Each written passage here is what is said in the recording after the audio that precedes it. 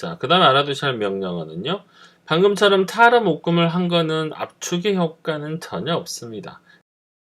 그 압축의 효과가 없기 때문에 별도의 압축 프로그램을 많이 쓰시는데 그 중에 제일 많이 쓰는 게 gzip이라는 명령어고요. 그 다음에 bzip2라는 명령어, 그 다음에 여기서는 표시가 안 되어 있지만 xg라고 하는 명령어도 있습니다. 그 다음에 현재 지금 여기 리눅스에서는 사용이 되지 않지만 전통적인 유닉스에서 사용하던 컴프레스라고 하는 명령어도 있고요. 그 다음에 윈도우즈에서 이제 나오는 내용이지만 이 내용은 윈도우즈에서 사용하는 라루나 집 같은 내용도 실제로 확인해 볼 수가 있습니다. 자, 먼저 gzip을 한번 보겠습니다. 가장 일반적으로 많이 쓰는 압축 포맷이고요. gzip 압축을 만들 때는 gzip이라고 하시면 되고 보통 -v 옵션을 많이 붙입니다. 이 v 옵션을 하게 되면 버버스 옵션으로서 압축률 같은 것들을 화면에 보여주고요. 압축을 해제할 때는 건zip이나 또는 gzip-d라는 옵션을 주시면 됩니다. 자, 한번 실습을 해보도록 하겠습니다. 일단 여호 디렉토리에서 저기 워크2를 하나 지우고요. 전부 지우고요. 거기에 rmt 0.tar을 복사를 하겠습니다. 다시 mkdir 워크2 만드시고 cp rmt 0.tar를 워크2로 하나 그대로 보내고요. 자, 그 다음에는 이렇게 이름을 바꿔서 보내겠습니다. rmt 1.tar라고 복사해서 이름을 바꿔서 복사를 하겠습니다. 자, 워크2로 넘어가겠습니다. 그러면 이렇게 두 개의 파일이 존재하죠. 가장 먼저 gzip이라는 명령을 이용해서 압축을 한번 하겠습니다. rmt 0.tar 96% 정도의 압축률을 보여주면서 이렇게 압축이 됐습니다. 자, 보시면 지금 일반적으로 윈도우에서 사용하는 압축 파일과 조금 다른 게 원본 파일 자체가 이렇게 이름이 바뀌면서 압축이 됩니다. 왜 그러냐면 보통 유닉스나 리눅스에서 압축을 할 때는 거의 다 이 타르 묶음을 한 다음에 하기 때문에 파일 하나하나를 압축하는 경우는 거의 없기 때문에 이런 식으로 사용을 많이 합니다. 자, rmt 1.tar로도 한번 압축을 하겠습니다. 역시 똑같이 96%의 압축률을 보여줍니다. 자, 이거를 이제 압축을 해제할 때는 건zip이라는 명령어하고 -v 옵션 쓰시고요. rmt 0.tar.gz. 자, 압축을 해제할 때는 gz라고 하는 확장자까지 정확하게 붙여주셔야 돼요. 자, 다시 리플레스 됐다고 나왔죠? 원래의 파일이었던 rmt 0.tar로 바뀌었다고 나옵니다. 이번에는 gzip이라는 명령어를 쓰고 dv라는 명령어로 저렇게 압축을 해제해 봅니다. 역시 rmt 1.tar로 바뀌었다고 메시지가 떨어지고요. 이렇게 원본이었던 rmt 1.tar로 바뀌었습니다. 압축을 할 때는 gzip, 압축을 해제할 때 건zip이나 또는 d 이런 옵션을 주게 되면 같은 방법으로 해결이 됩니다. 자, bzip도 마찬가지입니다. bzip2도 화면을 지우고 다시 하겠습니다. bzip2도 똑같은 방법으로 -v 하시고요. 0.tar 하시면 95.84%라고 나오는데 실은 지금 이거는 ASCII 파일들만 존재하기 때문에 이런 식으로 압축률이 오히려 bzip2가 안 좋은 걸로 등장하지만 원래 bzip2가 나중에 나온 훨씬 더 압축률이 좋은 방식입니다. 한 번 더 하겠습니다. -v tar 역시 95.84% 나옵니다. 이미지 파일이나 실행 파일인 경우 훨씬 좋은 압축률을 보여주는데 지금 ASCII 파일이라 별 차이가 없는 걸로 등장합니다. 자, 이번에는 파일이란 명령어로 한번 확인해 보겠습니다. bzip2 compress data로 나오죠. 자, bzip2를 해제하는 방법도 마찬가지입니다. bunzip2라고 하시고 -v rmt 0.tar.bz2 하시면 되고요.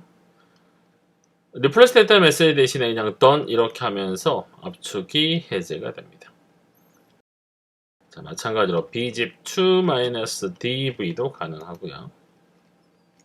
역시 done 하고 이렇게 압축이 해제가 됩니다. 다시 화면을 지우고요.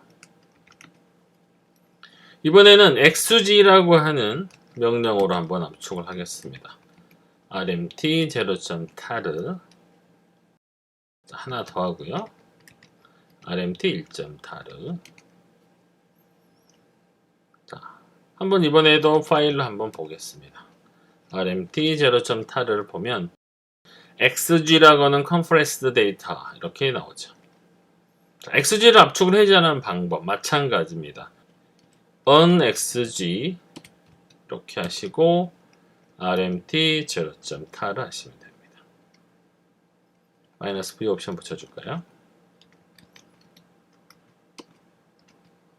자, 이런 식으로 다시 원본 파일이 됐고요. xg-dv 가능한가 한번 해볼까요? 자, 역시 마찬가지 가능합니다. 모든 압축 프로그램들은 D라는 걸로 해제를 할 수가 있습니다.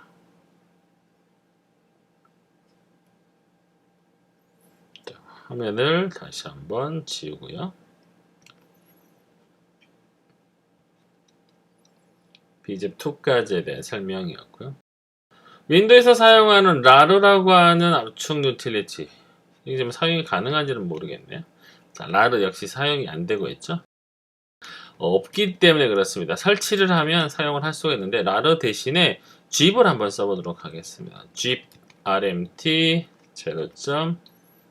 0.tar.zip 하시고요.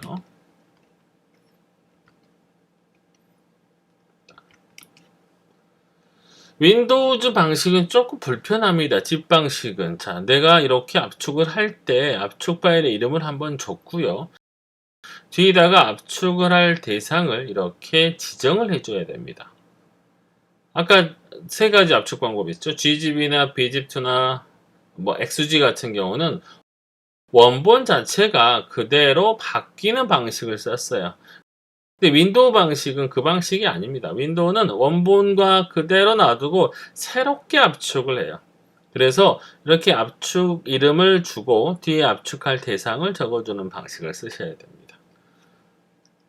우리 압축 해제할 때 어떻게 썼죠? unzip 이렇게 하죠. -v rmt 0.tar.zip 하시면 이런 식으로 압축률이 나오면서 다시 원래 파일이 나와요.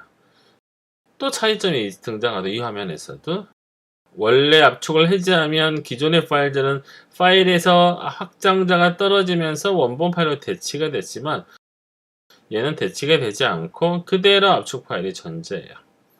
오히려 이게 윈도우를 쓰시는 분은 편하다고 할 수 있지만 제 입장에서는 압축을 해제했으면 그냥 압축 파일이 자동으로 삭제가 돼버리면 훨씬 더 편하죠. 어차피 우리가 원본을 압축한다는 의미는 압축 파일을 만들어 놓고 원본을 삭제하는 경우가 많죠. 또는 반대로 압축해서 압축 파일을 해제했다고 하면 이 해제된 파일을 얻기 위한 거기 때문에 압축된 파일이 굳이 남아있을 필요가 없는데 윈도우에서는 이렇게 둘 다 남아있는 형태를 사용을 합니다. 다시 워크로 넘어가겠습니다.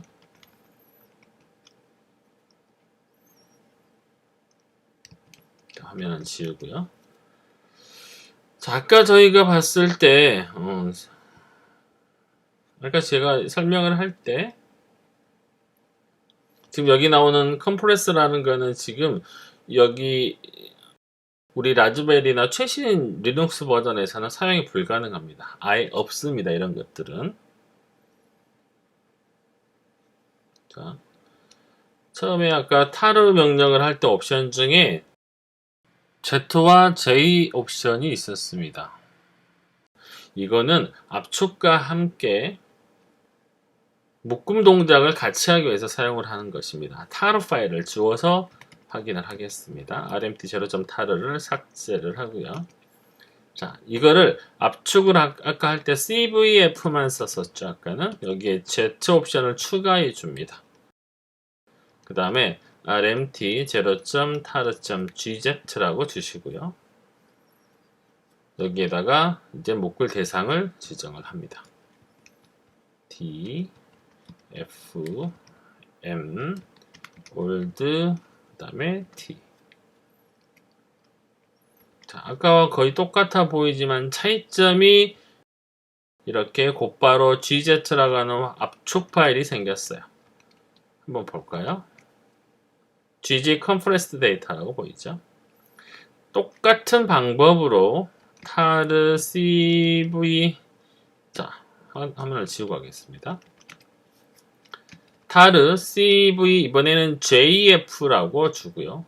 rmt 1.tar.bz2라고 줍니다. 역시 b 모든 것, d 모든 것, f n old t 모든 것 이렇게 하겠습니다. 한 번 더 rmt 1.tar.bz2를 보면 bzip의 압축 데이터라고 보이죠. 자, 저기 워크2를 삭제하고 다시 한번 만들겠습니다. mkdir 워크2 하시고 이번에는 rmt로 시작하는 모든 파일을 복사하겠습니다. 워크2 그 다음에 워크2로 넘어가고요. 두 개가 있죠. 자, 아까 제가 아까 집을 설명할 때 집은 원본이 남아있는 상태에서 보통 압축을 해제한다 이렇게 얘기를 했었죠. 만약에 내가 이렇게 gzip된 파일을 그대로 보관하면서 원본의 파일이 필요할 때가 있을 거예요. 그럴 때 쓰는 방법인데 그 전에 실제로 이 압축된 파일에 내가 원하는 내용이 있는지를 확인하고 싶을 때도 있을 겁니다. 그때 쓰는 명령어가 있어요. gcat이라는 명령어고요. rmt0.tar.gz 하시면 이렇게 내용을 보여주는데 차이점이 파일명을 보여주는 게 아니고요. 디렉터리 내용도 아니고 그 안에 있는 모든 내용을 보여줍니다. 그래서 조금 복잡해 보일 수 있어요. 자, 마찬가지로 bzcat이라는 것도 있습니다. 자, 요거는 당연히 bz2로 압축된 파일의 내용을 확인할 때 쓰겠죠. 묶음은 전혀 해제하지 않고 확인만 할 때 이렇게 씁니다. 다시 한번 zcat이라는 명령어는 저렇게 gz로 압축된 파일의 내용을 직접 확인할 때 쓰는 거고요. 파이프 모어로 잘라서만 보겠습니다. 자, 이렇게 어떤 내용인지를 보는 거고요. 그 다음에 bzcat이라는 거는 bzip2로 압축되어 있는 파일의 내용을 역시 확인할 때 쓰는 기능입니다. 자, 실제 이번에는 한번 압축과 tar 묶음까지 한꺼번에 해제를 해보도록 하겠습니다. tar xv 아까 묶을 때와 마찬가지로 zf 하시면 돼요. rmt 0.tar.gz 자, 쭉 하면 이런 식으로 원본이 살아나고요. bz2도 마찬가지입니다. tar xvjf rmt 1.tar 하시면 뭐 내용은 똑같겠죠. 제가 똑같은 파일을 묶었기 때문에 하지만 묶음이 해제되고 압축이 해제되는 걸 확인할 수 있어요. 자, 차이점이 이렇게 원본 파일이 그대로 존재한다는 게 차이입니다.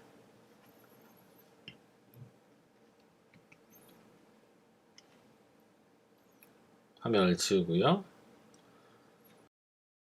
그 다음에 우리가 조금 많이 쓰는 기능, 여러 번 해봤긴 했지만 보시면 wc라는 명령어가 있습니다. 문자나 문자열의 개수를 확인할 수가 있어요. 워드 카운트의 뜻이고요. 옵션을 쓰고 파일명 쓰시면 이렇게 여러가지 파일의 라인 수나 단어 수, 문자의 수를 세워줍니다.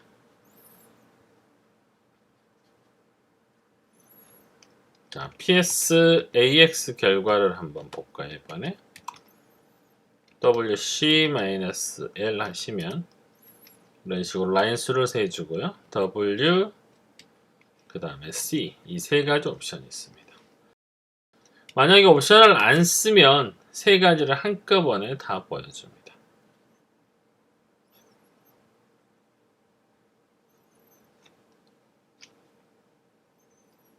그 다음에 열의 추출 및 결합을 할 수 있는 cut과 paste 명령에서 보도록 하겠습니다. cut은 특정 파일에서 열을 추출할 때 쓰는 명령어고요. 파일 데이터의 특정 열을 선택하거나 특정 필드만을 표시할 수가 있습니다. 사용하는 방법은요. cut 다음에 옵션, 그 다음에 파일명을 지정하시면 되고요. -C 옵션을 주게 되면 목록에 지정한 열을 출력할 수가 있습니다. -C 1,2 하면 1번, 2번 열을 출력하고요. -C 1부터 10까지 하면 1번에서 10열까지를 출력할 수가 있어요. -F 옵션을 주시면 목록에 지정한 필드를 출력을 합니다. F 다음에 1,3 하면 1번 필드랑 3번 필드를 출력할 수가 있고요. 파일에 열을 결합할 때는 paste라는 명령어입니다. paste 같은 경우는 술직으로 파일을 결합할 때 사용합니다. 이따 예를 한번 들어서 보도록 하겠습니다. 자, cd work로 가겠습니다. 그 다음에 work2는 삭제를 하시고요.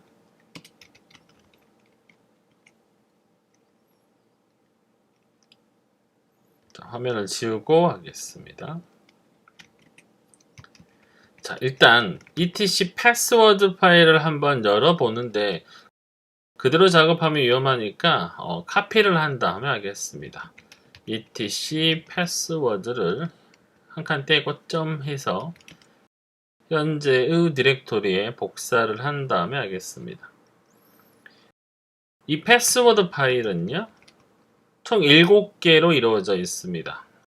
너무 많아서 지나가 버렸는데 다시 한번 보시면 첫 번째 유저네임, 그 다음에 패스워드, UID, GID, 그 다음에 코멘트, 홈 디렉토리, 쉘 이렇게 됩니다. 자, 이렇게 7개의 열이 있는데 친절하게 중간에 콜론이라는 구분자를 사용하고 있습니다. 따라서 이렇게 커팅을 해보기가 대단히 좋아요. 한번 보도록 하겠습니다. 화면을 지우고요. cut 하고 -C 1,7 그 다음에 패스워드라고 하겠습니다. 결과를 보시면 1열과 7열에 대한 데이터가 그대로 보여집니다. 따라서 etc 패스워드 파일 같은 경우는 별로 의미 있는 데이터를 뽑아낼 수가 없습니다. 다시 화면을 지우고요. 이번에는 cut -C 하시고 1-10 이렇게 주겠습니다. 역시 열을 그대로 잘라낸 거라 별로 의미 있는 데이터는 아닙니다.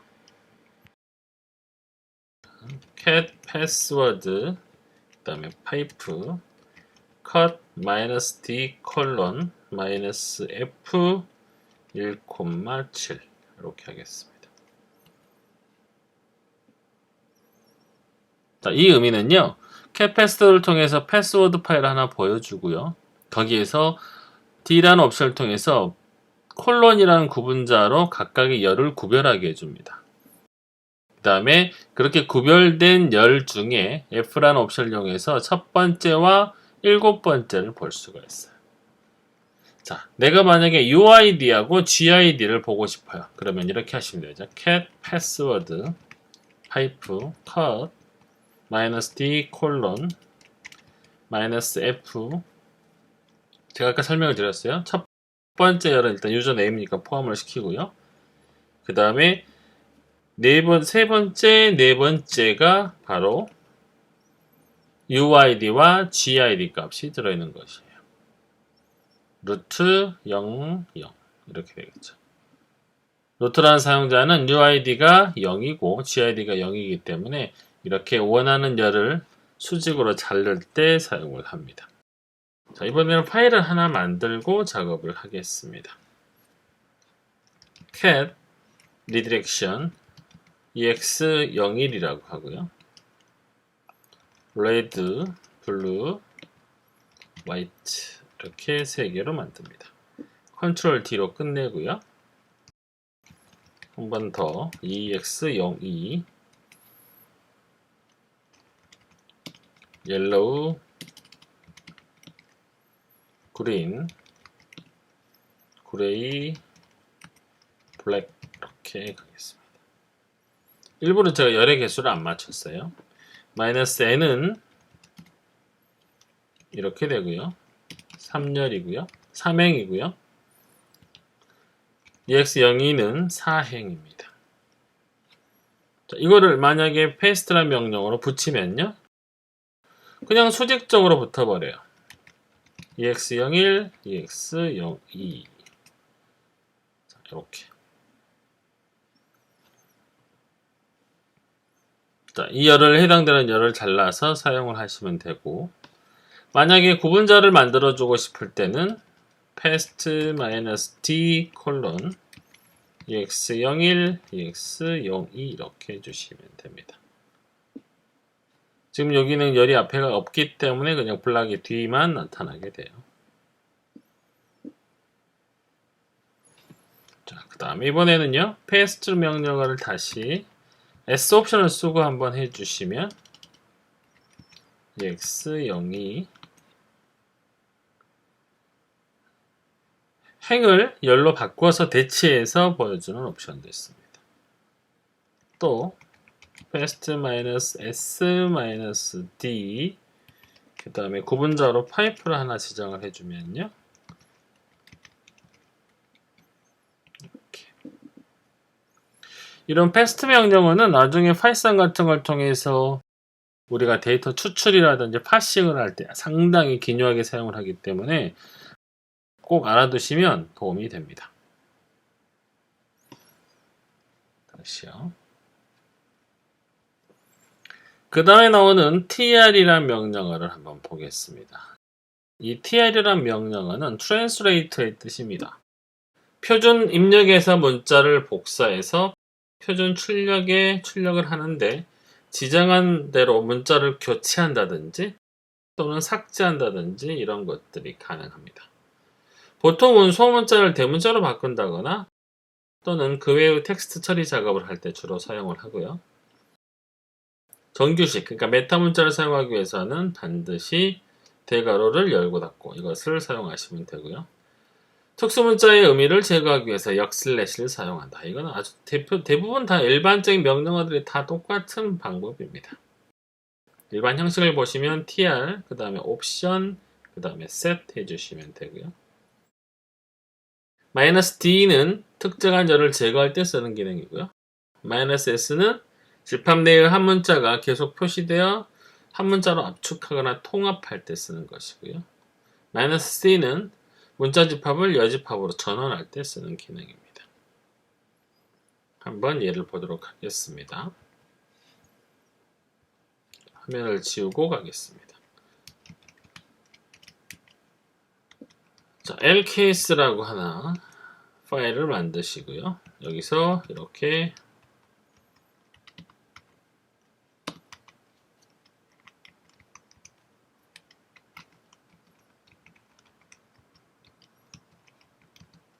자, 그 다음 한 칸을 떼시고 숫자까지 넣겠습니다. 10까지 넣겠습니다. 그 다음에 컨트롤 D로 끝내시고요. 자, 이렇게 만들어진 파일을 그대로 한번 확인하겠습니다. lcase 이렇게 들어있어요. 자, 이거를 제가 tr이라는 명령을 통해서 자, 특정한 패턴을 찾습니다. A부터 Z를 패턴을 대문자 A부터 Z로 바꿔주는 거죠. 자, 만약 이 결과를 특정한 파일로 담고 싶으면요. 이렇게 하시면 되겠죠. 이 케이스 하시면 이제 대문자로 들어있는 파일이 되겠죠. 자, 만약에 특별한 부분을 제거하고 싶다. 자, cat lcase에서 tr 내가 찾고 싶은 거를 삭제하는 겁니다. 저는 숫자를 한번 다 제거를 해버리겠습니다. 9 이렇게. 그러면 오리지널 문자만 남겠죠. who라는 명령어는 이렇게 중간에 아주 긴 공백을 갖고 있습니다. 이런 공백이 보기가 싫은 경우 who 그 다음에 tr -s 그 다음에 공백을 주시면 공백이 하나는 남지만 여러 긴 공백들이 제거가 돼요. 아까 로케이스 파일에 보면 중간에 공백이 있었죠. 자, 이런 공백들도 뭐 이렇게 바꾸실 수 있어요. 이렇게. at을 이용해서 앞에 공백과 뒤 공백의 갭을 줄여서 하나의 다른 패턴으로 만들 수 있는 거죠.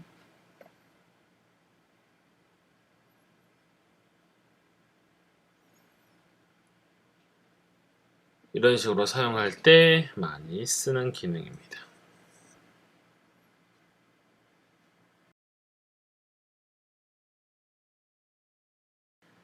수조라는 명령어, 아주 우리가 많이 쓰는 명령어죠. 관리자, 루트 관리자의 권한을 잠시 실행하고자 할 때 씁니다. -i를 하게 되면 로긴 쉘로서 실행을 할 수가 있고요. -s를 하게 되면 일반 쉘, 그러니까 서브 쉘로 동작을 합니다. 자, 예를 들어 sudo ls 그 다음에 이렇게 명령어 쓰시면 되고요. 루트 관리자로 실행을 할 때 필요한 명령어 바로 sudo 명령어인데 이 sudo라는 명령어는 sudos라고 하는 파일에 반드시 권한이 들어있어야 돼요. 이 sudos라는 파일에 들어있는 명령어에 따라서 어떤 명령어를 사용할지가 결정이 되는데 일반적으로 sudo 명령어를 사용하게 되면 패스워드를 물어보는 게 일반적입니다. 그런 패스워드를 지정하는 게 불편하시면 패스워드를 안 쓰게 이렇게 지정해서 패스워드 없이 사용할 수 있게 할 수가 있어요. 한번 보겠습니다. 루트에서는 의미가 없으니까 화면을 지우고 일반 유저로 빠져나가겠습니다. 자, 일반 유저로 보통 vi sudo라는 명령어를 쓰시면 이렇게 허가가 거부가 됩니다. 왜냐하면 이 sudos라는 명령어는 루트 관리자만 사용할 수 있는 명령어거든요.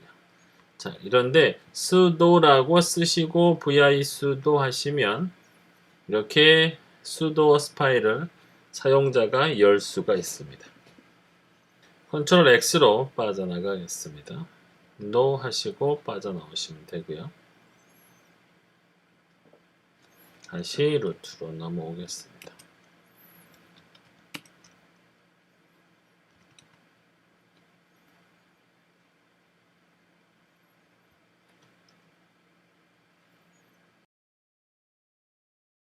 리눅스에서 디스크의 사용 공간을 확인하는 명령어는 du라는 명령어입니다. du 하시고 옵션 그 다음에 파일 네임 또는 파일 시스템 등을 지정해 주시면 되고요. 주요 옵션으로는 -a 옵션은 모든 파일들의 정보를 보여주는 거고요. 이때는 주로 파일 시스템과 많이 사용을 합니다. -b는 바이트 단위로 보여주는 거고요. -c는 파일의 사용 정보를 보여주고 난 뒤에 총 합계를 보여줍니다. -k는 킬로바이트 단위로 보여주는 거고요. -x는 심볼릭 링크인 경우 그 원본의 크기를 보여줍니다.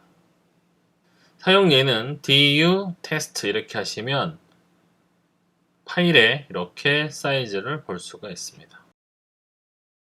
한번 확인해 보겠습니다. 화면을 지우고요. du 점 하시면 현재 디렉토리에서 사용하는 양을 보여줍니다. du -k 슬래시 하시면 전체 시스템의 사용량을 이렇게 보여줍니다. 너무 길기 때문에 취소하겠습니다. 다시 화면을 지우고요.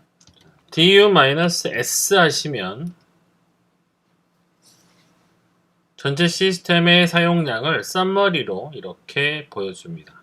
현재 이 시스템의 전체 사용량은 저렇게 된다는 뜻이고요. 이것과 비슷한 명령어로 디스크 용량을 확인하는 df라는 명령어가 있습니다. 아까 du가 디스크 usage이고요. 이 df는 디스크 free라는 뜻입니다. 사용하는 형식은 df 다음에 이렇게 옵션, 그 다음에 뒤에 파일 시스템이 주로 오거나 아니면 생략해 주시면 됩니다. -a는 디렉터리로 생략된 블록 크기의 파일 시스템을 출력하는 거고요. -i는 i노드로 디스크 정보를 보여줍니다. -k는 파일의 크기를 킬로바이트 단위로 보여주는 거고요. 대문자 t는 파일 시스템의 정보와 디스크 정보를 같이 보여줍니다. -t는 fs 타입 값을 가진 파일 시스템에 대한 디스크 정보를 출력을 합니다. 보통 이렇게 A 옵션을 쓰시거나 아니면 K 옵션 또는 저 같은 경우는 H 옵션을 주로 많이 씁니다. 그 H 옵션은 사용자가 이해하기 쉬운, 그러니까 휴먼, 사람이 인지하기 좋은 사이즈로 보여준다는 뜻입니다. 한번 보도록 하겠습니다. 화면을 지우고요. df 이렇게 쓰시면 전체 시스템의 정보를 보여주고요. A를 쓰는 거는 이렇게 자세한 정보를 보여주기 때문에 너무 장황하게 보여질 수가 있습니다. df-h 보통 이렇게 쓰시면 사용자가 이해하기 쉽게 메가바이트나 기가바이트 단위로 쉽게 인지를 할 수가 있습니다.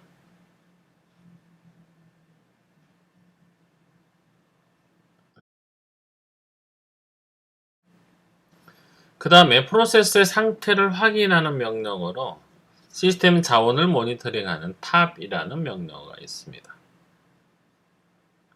사용하는 형식은 뒤에 옵션 없이 그냥 탑을 쓰시면 되고요. 보통 현재 자원의 사용량과 프로세스 자원 사용량, 작동 시간과 부하의 평균, 그 다음에 태스크, 현재나 전체 또는 대기 중인, 중단 중인 프로세스의 숫자가 보여집니다. 그 다음에 CPU나 메모리 사용량을 보여주고요. 사용량은 그냥 이렇게 화면이 뜹니다. 한번 보도록 하겠습니다. TOP라고 입력하시고요. 자, 이 상태에서 M을 치시면 가장 메모리를 많이 차지하는 순으로 보여주고요. C를 누르면 CPU의 사용량이 많은 순서로 보여줍니다. 맨 앞에는 PID 값이고요. 그러니까 프로세스 ID 값이고요. 그 다음에 유저, 그 다음에 priority, 그 다음에 네 번째 나오는 값은 nice 값이라고 해서 priority보다 좀 더 높은 프로세스의 우선순위를 정할 수가 있습니다. 그 다음에 CPU 점유율, 메모리 점유율, 그 다음에 실제 타임 점유율, 그 다음에 명령어 순이 되겠습니다. 자, K 같은 명령어를 쓰시면 이걸 보시면서 프로세스 우선순위가 높거나 또는 프로세스를 많이 차지하는 PID를 킬할 수가 있습니다. 자, 종료를 할 때는 Q로 나가시면 되고요.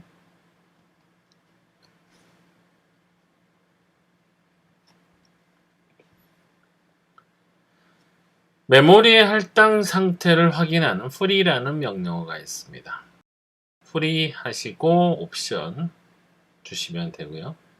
-b는 바이트 단위로 메모리 사용량을 표시하고요. -k는 킬로바이트 단위로, -m은 메가바이트 단위, -g는 기가바이트 단위로 메모리 사용량을 표시합니다. -l은 로우나 하이 메모리에 대한 표시를 추가하는 거고요. -t는 전체 메모리에 대한 표시를 추가합니다. 특이하게 프리를 쓰시게 되면 일반 메모리만 보여지는 게 아니고요. swap이라고 하는 버추얼 메모리에 대한 정보를 같이 출력해 줍니다. 화면을 지우고 하겠습니다. 프리 이렇게 하시고 보면 현재 메모리 사용량과 swap 메모리 사용량이 화면에 표시가 됩니다.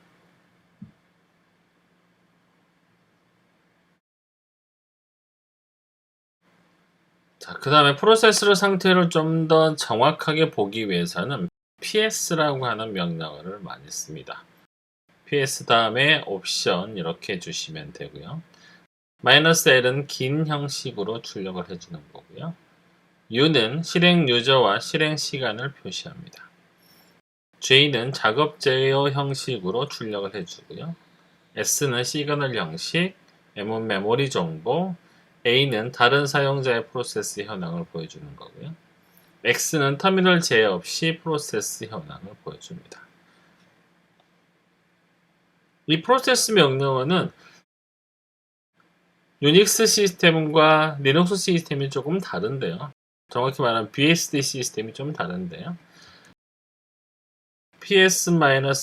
ps-ef라는 옵션을 많이 씁니다. more라고 해서 보겠습니다.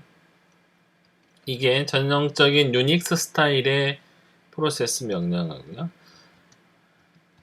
보통 FreeBSD 스타일은 이런 식으로 AX 옵션을 많이 씁니다. 보시면 보이는 정보들이 약간씩 차이가 나면서 정보를 표시하게 됩니다.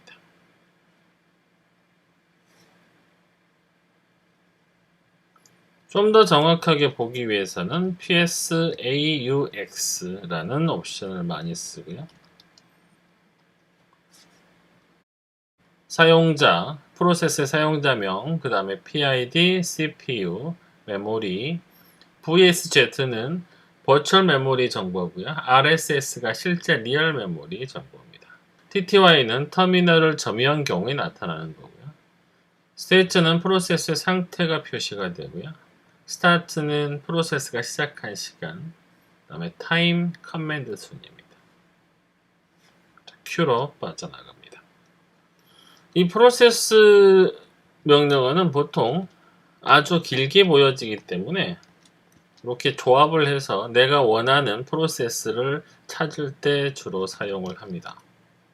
특별히 보고 싶은 명령어를 파이프 다음에 그랩이라는 패턴을 찾는 명령어를 조합해서 많이 쓰고요. 특별히 사용자를 검색하고 싶으면요.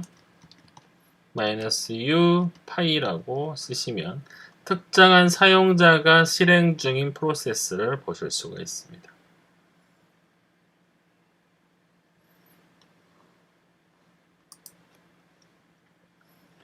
백그라운드 작업 목록을 확인하는 명령어로 jobs라는 명령어가 있습니다.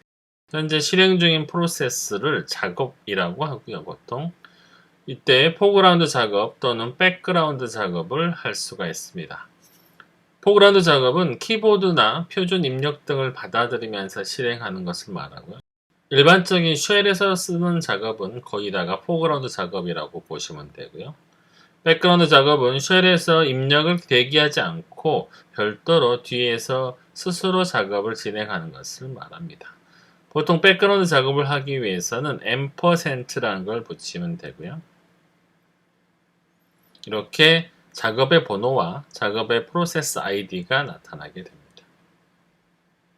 이 부분을 같이 설명하고 한꺼번에 실습을 하도록 하겠습니다. 프로세스를 삭제할 때는 kill이라는 명령을 쓰시면 되고요. kill 다음에 PID 값으로 주실 수도 있고요. 또는 작업 넘버를 통해서 kill을 할 수도 있습니다. 두 가지를 한꺼번에 실습을 보겠습니다. 자, 화면을 지우고요. 자, man ls %로 해서 이렇게 작업을 백그라운드로 넘기겠습니다. 하나 더 하고요.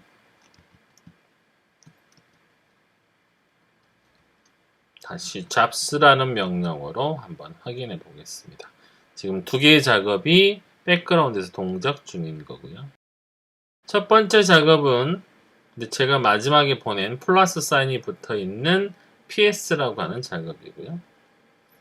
하나를 더 넘겨 보겠습니다.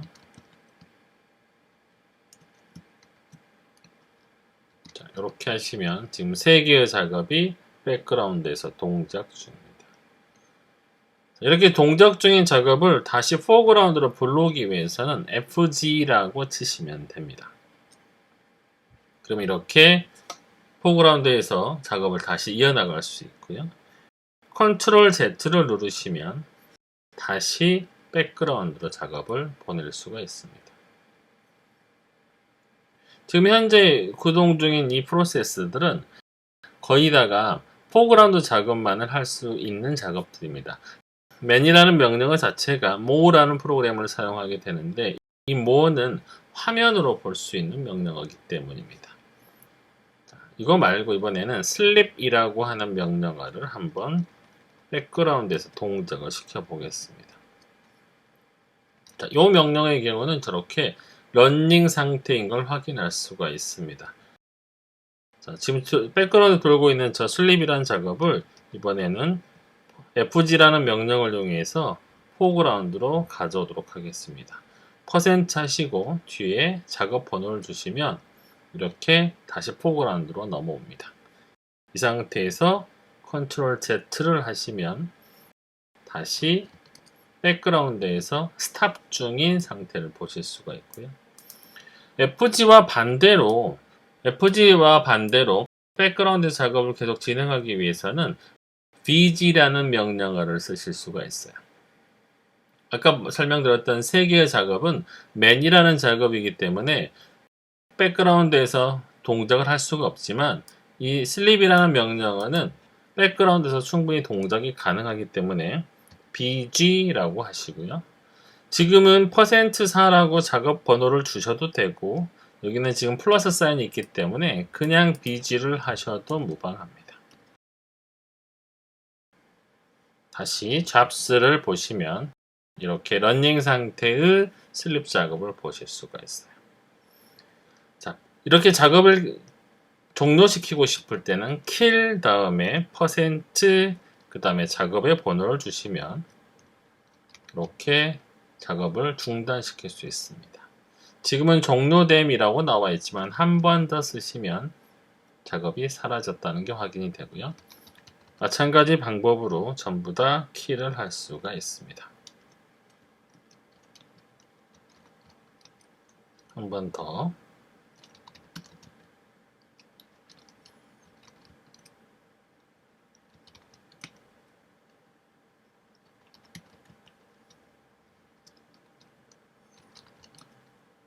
자, 모든 작업이 사라졌습니다. 다시 이번에는 몇 개의 작업을 백그라운드로 남겨 놓고요.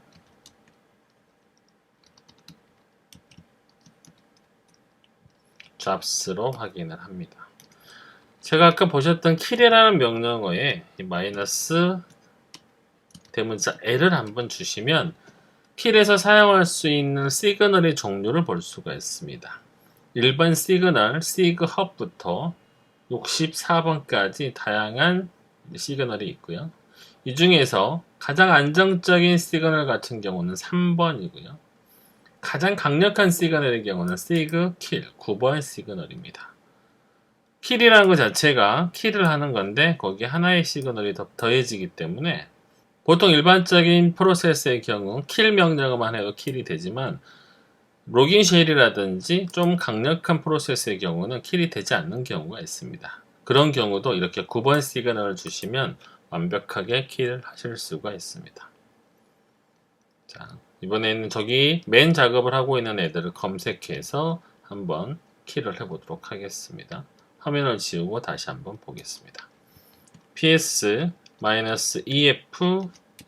grep man이라고 검색을 하시면 제가 지금 구동 중인 맨 작업이 나타납니다. 자, 킬 하시고 -9 그 다음에 현재 이 작업의 PID 값 2687을 주시면 됩니다. 잡스를 보시면 하나가 죽었고요. 다시 하나 ps-aux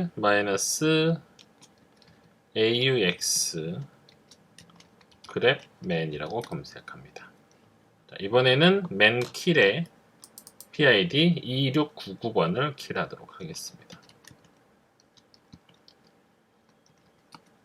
다시 잡스를 보시면 이렇게 작업이 사라졌습니다. 자, 현재 지금 제가 접속해서 사용 중인 이 쉘의 로긴 쉘의 프로세스 아이디를 한번 보도록 하겠습니다. 자, 킬 -9 1420을 한번 해보겠습니다.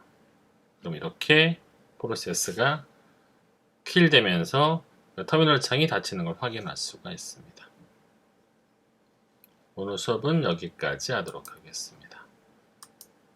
시스템을 끄겠습니다.